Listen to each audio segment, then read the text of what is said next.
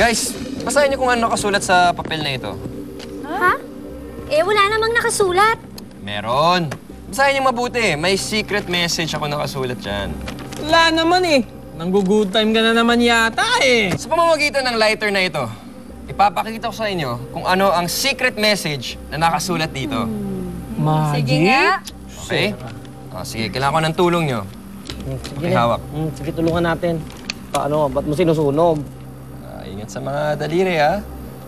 Paalala lang sa mga nanonood, mga gumagawa ng experiment na ito, huwag maglaro ng Kids! apoy. Kids, Don't play with fire. this. Alam ko na to eh. Tsaka lang ng pag-iingat talaga.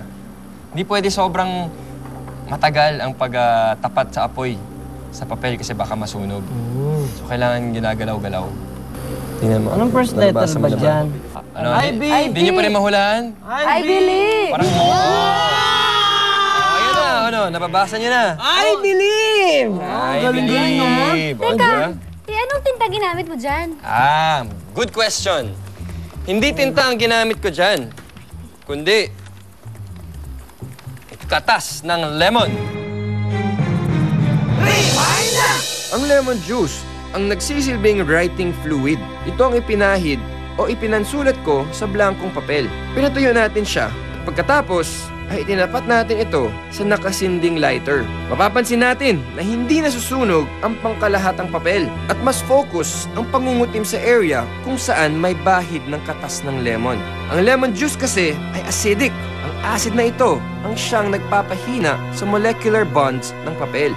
Kaya nang itapat natin ito sa apoy, mas mabilis ang pagkasunog nito. I believe. Wow! Galing na! Chris! Oh, Meron naman ang barya. Meron ka ba dyan? Oo, pautang meron, naman. meron. Bakit? Para saan yung gagamitin? Eh, willing na kami tinapay. Sige, ganito na lang, ha?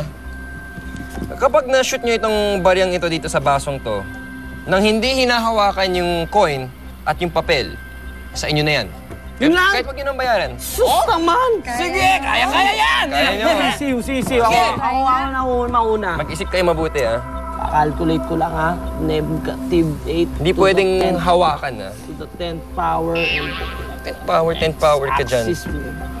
Yit! Ons! Iyon! Gigat! Nishan! Iyon! Paano ba? Paano ba? Oo. Paano nangyari yun? Ang galing mo, Ano? Chris! Paano nangyari yun? Isa pa, sige. Chris. Pahirapan natin Ano konti. hindi nga lang pala inawakan, pinitik. Hindi ko hinawakan. Diba? Pinitik ko lang. Parang nag-shoot Hindi ka lang ng ginawakan. 3 point. Galing Diba? mo talaga mag-shoot. Pahirapan natin.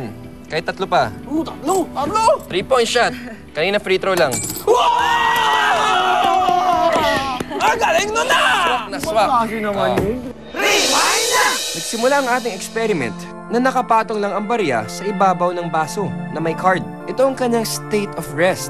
Pero nang pitikin natin ang card, you enable gravity to act upon the coin at mahulog ito sa baso. Ang gravity ang nagsisilbi nating outside force sa experiment na ito. I believe. Wow! Ang galing nun na!